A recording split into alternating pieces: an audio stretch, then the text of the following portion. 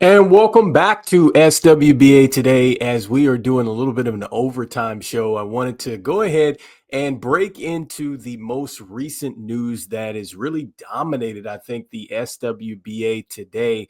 And that is going to be the firing of Mike Malone as the head coach of the Denver Nuggets. And not only did they fire him, but they also fired Calvin Booth, the GM of the Denver Nuggets. And so that is what today's show is about, just reflecting on this firing. And so, look, if you have not got a chance to see the most recent news, it looks like that the Denver Nuggets are essentially cleaning house.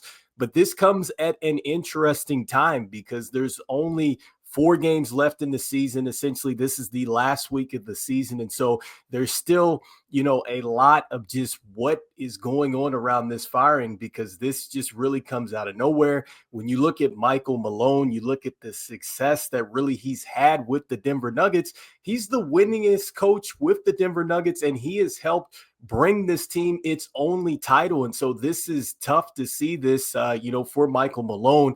And then you look at the fact that, this has not really happened historically like this since the great Hubie Brown, who was fired in the 1980-81 season, this late in the season. And so this is the second coach that's been fired this late in the season. It hadn't happened since the 1980-81 season. So that lets you know a little bit more as to the context and the significance here of this.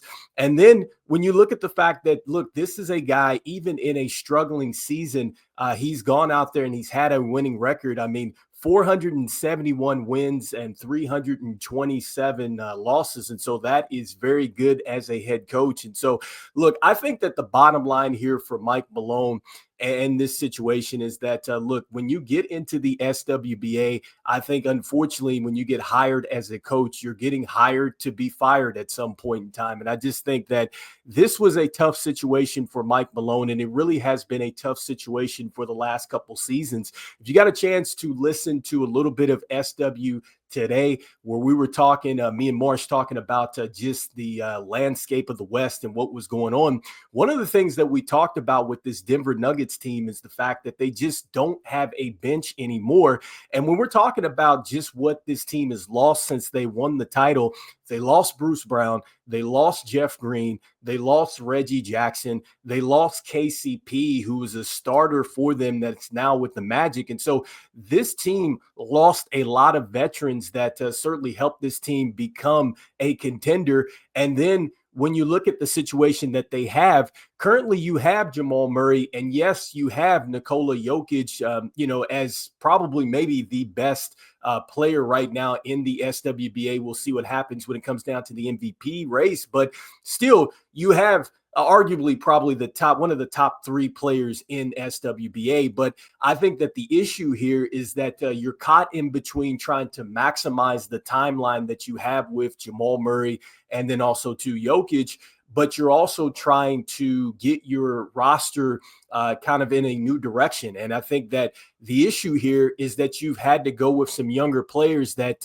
look, they're developing, but they're just not quite to the level of the players that have just left yet. I think that that's the bottom line, because when you look at the fact that they have Christian Brown in the starting lineup, they have Peyton Watson, they have Julian Strawther out of Gonzaga, and you just haven't had the production that you would expect to have. I mean, it's just, that's what the reality of the matter is. And so I think that Michael Malone did the best job that he possibly could do here. I just think that when you look at this, this was a situation where the really the team, I think that they needed to go a different direction a long time ago and kind of think about this just a little bit more differently before they got to this point, because you can't throw these younger players out there and expect that you're going to get the same type of production that you had at the championship level.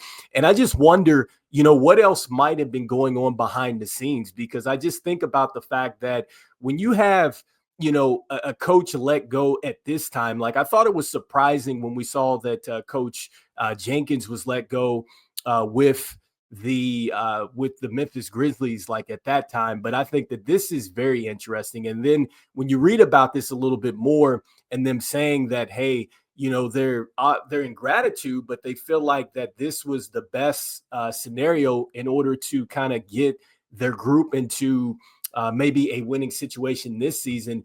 You wonder if there's more that was kind of going on behind the scenes there. What exactly is kind of happening there in Denver. But yes, we definitely wanted to report on the fact that, look, the Denver Nuggets are cleaning house. And I think that now you see the significance of this, and going back to what I was talking about, where coaches get hired just to get fired. When you look over the last couple seasons, and we're looking now at these coaches who were fired, and you're seeing that these are 4 coaches out of the last 6 who have made an SWBA finals have been fired. You have Nick Nurse fired with the Raptors after winning in 2018, 2019, that magical season there with Kawhi Leonard. You have Frank Vogel, who was fired. Obviously, he coached the Lakers during the bubble season there. You have Coach Bud for the Bucks. He's obviously with the Phoenix Suns. He was fired after winning the title in 2021. And then you have now Mike Malone gone from the 2022-2023 title run that he had with the Denver Nuggets. And so, again, it's a tough kind of situation that you have as being a head coach here with the SWBA. And so it's going to be interesting what they do. And, the significance, too, just before we jump out of here and talking about, Calvin Booth, I know we've been talking a little bit more about just the head coaching situation, but look, Calvin Booth was just as important to this Denver Nuggets team, because here's a guy that helped put the finishing touches together for this team as far as a personnel situation.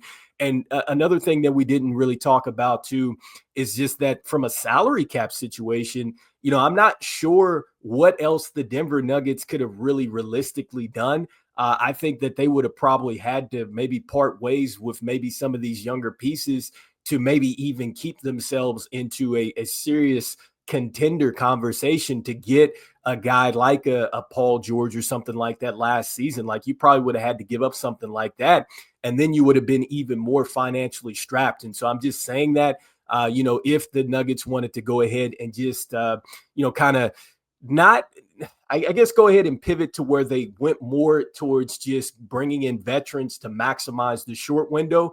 But this is where it gets tough, I say again, as a GM, because you know that you only have so much time in this window, and you have always still got to be thinking about the future. Unfortunately, in this situation, I think it cost Mike Malone and then also to the GM, Calvin Booth, their jobs. And so anyway, let me know in the comments here what you're thinking about this firing. Do you think that perhaps there was more to the story? Do you think that we're going to hear some more to come out of this? And do you think that, hey, this is probably just maybe a situation in which, this is a team that's caught in between 2 different timelines? You're trying to develop younger talent. You're also trying to maximize this window that you have with Jamal Murray and Nikola Jokic, and maybe just the Denver Nuggets just were not able to, or they haven't been able to do it as well as they wanted to. And really, it's more patience that's needed. And maybe Michael Malone still being there would help that process. And so I'd love to know in the feeds what you guys are thinking. Be posted in the feed, as I'm sure we'll probably have some more overtime stuff coming as the SWBA playoffs are looming. And so, as we say around here, see the game, be the game. We'll see you guys on the next one. All right, peace.